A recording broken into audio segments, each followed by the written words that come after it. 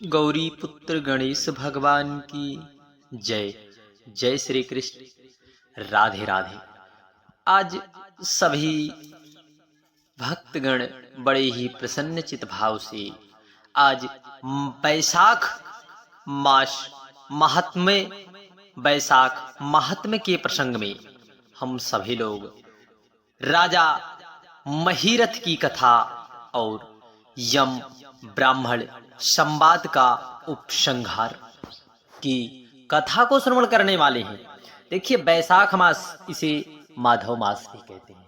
भगवान हरि नारायण विष्णु को प्रसन्न करने वाला यह माह हम सभी लोग बड़े ही प्रसन्न चित भाव से भगवतमय भगवान नाम संकीर्तन भगवान की चर्चाओं में यदि व्यतीत कर देते हैं तो निश्चितता है कि हम पर भगवान श्री हरि की कृपा जरूर होती है।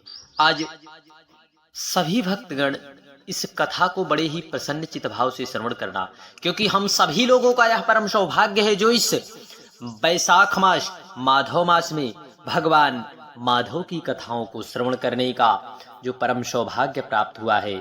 इस सौभाग्य से हमें कदापि वंचित नहीं रहना है। कथा को संपूर्ण अवश्य सुनकर भगवान राधा माधव भगवान श्री हरि की कृपा अवश्य प्राप्त करें। गणों, यमराज कहते हैं, ब्राह्मण, पूर्व काल की बात है, एक समय की बात है। महीरथ नाम से विख्यात बड़े ही प्रसिद्ध प्रजापालक राजा थे। उन्होंने अपने पूर्व जन्म के पुण्यों के फल स्वरूप प्रचुर ऐश्वर्य और संपत्ति प्राप्त हुई थी। पूर्व जन्म में उनके ऐसे पुण्य थे, परंतु राजा राज्य लक्ष्मी का सारा भार मंत्री पर रखकर स्वयं विषय भोग में ही आसक्त हो रहे थे। वे ना प्रजा की ओर दृष्टि डालते और ना धन की ओर। धर्म और अर्थ का काम भी कभी ना देखा करते थे। उनकी वाणी तथा उनका मन कामनियों की क्रीड़ा में ही आसक्त रहता था। कामनियों अर्थात काम वासनाओं में ही वे अपना अत्यधिक समय व्यतीत करते थे। राजा के पुरोहित का नाम कश्यप था। जब राजा को विषयों में रमते हुए बहुत दिन व्यतीत हो गया, तब पुरोहित के ने मन में विचार किया कि इस प्रकार हमारे राज्य का कल्याण नहीं होने वाला है। जो गुरु मोहवश राजा को अधर्म से नहीं रोकता वह भी उसके पाप का भागी होता है। ऐसा मन में विचार पुरोहित जी कर रहे थे। समझाने पर भी राजा अपने पुरोहित के वचनों की अवहेलना करता है तो पुरोहित निर्दोष हो जाता है।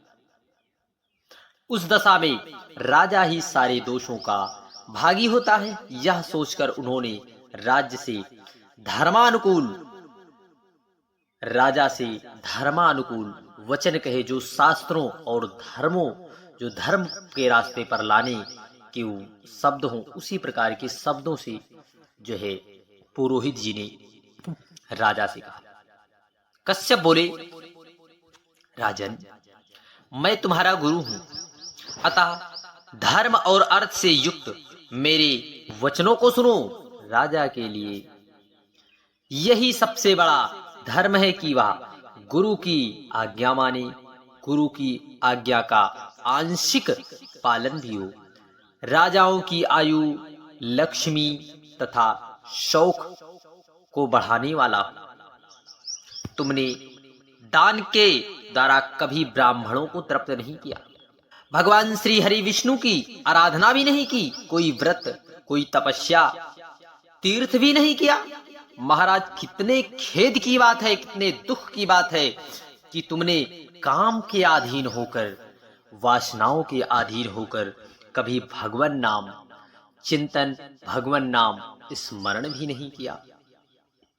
अबलाओं की संगति में पड़कर विद्वानों की संगति नहीं की। जिसका मन स्त्रियों ने हर लिया, उसे अपनी विद्या, तपस्या, त्याग, नीति तथा विवेकशील चित्त से क्या लाभ है। विद्याये किम तपसा किम त्यागेन नयेन वा किं विविक्तेन मनसा स्त्रीभिस्य मनोहतं मृतं शरीर मुत्सृजस्य लोष्टका समं भुवि विमुखा बान्धवाः यन्ति धर्मस्त मनुगच्छति गम्यान मानसे सर्वेषु क्षीणमासे तथाइषु जीवितो लुप्तमाने च किमुत्थाय नाधवासि। एकमात्र धर्म ही सबसे महान है और श्रेष्ठ है, जो मृत्यु के बाद भी साथ जाता है और शरीर के उपभोग में आने वाली अन्य जितनी वस्तुएं हैं वे सब यही नष्ट हो जाती हैं। धर्म की सहायता से ही मनुष्य दुर्गति से पार हो जाता है। राजेंद्र, क्या तुम नहीं जानते, मनुष्यों के जीवन का विलास जल की उताल तरंगों के समान चंचल और अनित्य है और मुकुट है। सत्य और धर्म ही कुंडल है तथा त्याग ही कंगन है। उन्हें जड़ आभूषणों की क्या आवश्यकता है। मनुष्य के निर्जीव शरीर को ठेले और काष्ठ के समान पृथ्वी पर फेंक उनके बंधु बांधव मुंह फेर कर चले जाते हैं। केवल धर्म ही उनके पीछे पीछे जाता है। सब कुछ जा रहा है। आयु प्रतिदिन क्षीण हो रही है तथा यह जीवन भी लुप्त होता जा रहा है। प्रिय भक्तगणों, माघ मास के महत्व की यह बड़ी पवित्र पावन कथा आप सभी लोग अवश्य सुने।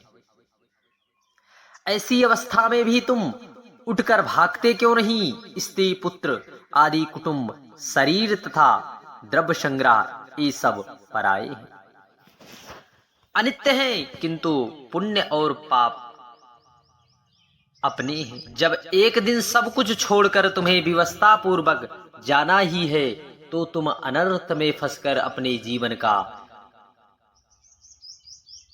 अपने धर्म का अनुष्ठान क्यों नहीं करते?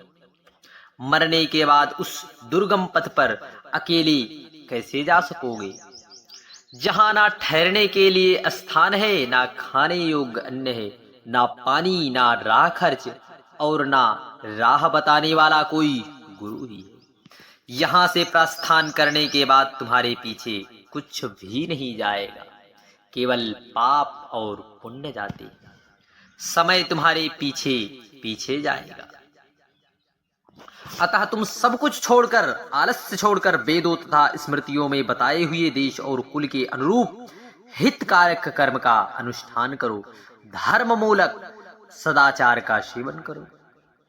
अर्थ और काम भी यदि धर्म से रहित हो तो उनका परित्याग कर देना चाहिए। दिन रात इंद्रिय विजय रूपी योग का अनुष्ठान करना चाहिए, क्योंकि जितेंद्रिय राजा ही प्रजा को अपने वश में रख सकता है। लक्ष्मी अत्यंत प्रगल्भ रमणीय के कटाक्ष के समान चंचल होती। विनय रूपी गुण धारण करने से ही वह राजाओं के पास दीर्घता काल तक ठहरी रहती। जो अत्यंत कामी घमंडी, जिसका सारा कार्य बिना विचारे ही होता हो, उन मूढ़ चेता राजाओं की संपत्ति उनकी आयु के साथ ही नष्ट हो जाया करती हैं। व्यसन और मृत्यु, इनमें व्यसन को ही कष्टदायक बताया गया है। व्यसन में पड़े हुए राजा की अधोगति होती है और जो व्यसन से दूर रहता है वह स्वर्गलोक को जाता है। व्यसन और दुख विशेषता काम से ही उत्पन्न होते हैं। अतः काम का परित्याग करो। पापों में फंस जाने पर वैभव एवं भोग स्थिर नहीं रहते, वे शीघ्र ही नष्ट हो जाते हैं। चलते, रुकते, जागते, सोते समय भी जिनका चित्त विचार में संलग्न नहीं रहता, वह जीते जी भी मरे हुए व्यक्ति के ही तुल्य है। विद्वान पुरुष विषय चिंता छोड़कर समता पूर्ण स्थिर एवं व्यवहारिक युक्ति से परमार्थ का साधन करते रहते हैं। जीवन का चित्त बाल बालक की भांति चपल होता है, अतः उसे बलपूर्वक काम लेना चाहिए। राजन, धर्म के तत्वदर्शी वृद्ध पुरुषों की बुद्धि का सहारा ले पराबुद्धि के द्वारा अपने कुपथगामी चित्त को वश में करना चाहिए। लौकिक धर्म, मित्र, बंधु बांधव, हाथ पैर का चलना, देशांतर में जाना, शरीर से कष्ट उठाना तथा तीर्थों के लिए यत्न करना आदि कोई भी परम पद की प्राप्ति में सहायता नहीं कर सकती। केवल परमात्मा में ही मन लगाकर उनका नाम जप करने से ही उस पद की प्राप्ति होती है। इसलिए राजन, विद्वान पुरुषों को उचित है कि वह विषयों में प्रवृत्त हो चित्त को रोकने के लिए यत्न करें। यत्न के वह ही आवश्यक वश में हो जाता है।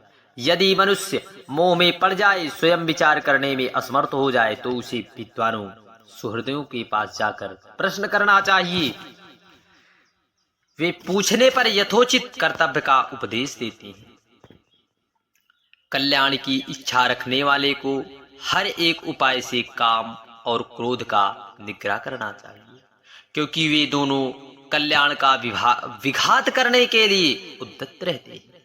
राजन, काम बड़ा बलवान है, वह शरीर के भीतर रहने वाला महान शत्रु है। श्रेय की अभिलाषा रखने वाले पुरुष को अपने अधीन नहीं होना चाहिए। अतः विधि पूर्वक पालन किया हुआ धर्म ही सर्वश्रेष्ठ है। इसलिए तुम धैर्य धारण करके धर्म का ही आचरण करो। यह श्वास बड़ा चंचल है, जीवन उसी के अधीन है। ऐसी स्थिति में भी कौन मनुष्य धर्म के आचरण में विलंब करेगा। राजन, जो वृद्धावस्था को प्राप्त हो चुके हैं, उनका चित्त भी इस निषिद्ध विषय की ओर हटता नहीं है। हाय, यह कितनी शोक की बात है पृथ्वीनाथ, इस काम के मोह में पड़कर तुम्हारी सारी उम्र व्यर्थ बीत गई। अब भी तो अपने हित के साधन में लगो। राजन, तुम्हारे लिए सर्वोत्तम हित की बात कहता हूं, क्योंकि मैं तुम्हारा पुरोहित हूं और तुम्हारे भले बुरे कर्मों का भागी हूं। मुनीश्वरों ने ब्रह्म हत्या, सुरापान, चोरी, गुरु पत्नी गमन आदि महापातक बताए। उनमें से मनुष्यों द्वारा मनसा वाचा कर्मणा मन वाली शरीर से भी किए हुए जो पाप हैं, ध्यान से सुनिए, उन्हें वैशाख मास नष्ट कर देता है। जैसे सूर्य अंधकार का नाश करता है, उसी प्रकार वैशाख मास पाप रूपी महान अंधकार को सर्वदा नष्ट कर डालता है।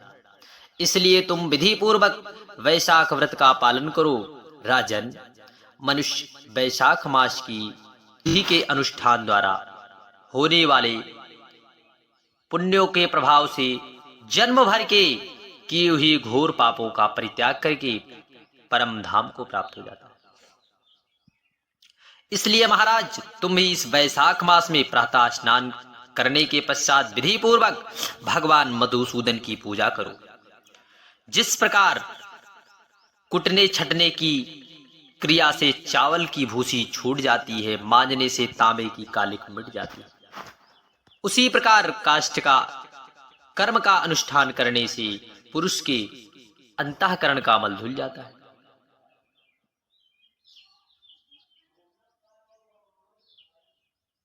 राजा ने कहा, सौम्य स्वभाव वाले गुरुदेव, आपने मुझे वह अमृत पिलाया है जिसका आविर्भाव समुद्र से नहीं हुआ है।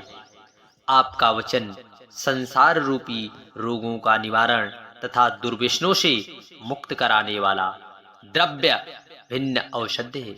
आपने कृपा करके मुझे आज इस औषध का पान कराया है। विप्रवर, सत्पुरुषों का समागम मनुष्य को हर्ष प्रदान करने वाला है, उनके पाप को दूर भगाने वाला तथा जरा मृत्यु का अपहरण करने वाला संजीवनी बूटी होती है। इस पृथ्वी पर जो जो मनोरथ दुर्लभ माने गए हैं, वे सब साधु पुरुषों के संग से प्राप्त हो गए। जो पापों का अपहरण करने वाली सत्संग की गंगा का स्नान कर चुका है, उसे दान तीर्थ सेवन, तपस्या तथा यज्ञ करने की क्या आवश्यकता है। हर्षप्रदो निराणाम पापहानि कृज्वा नौषधम जरा मृत्युहरो विप्र शब्बिद सहा समागमः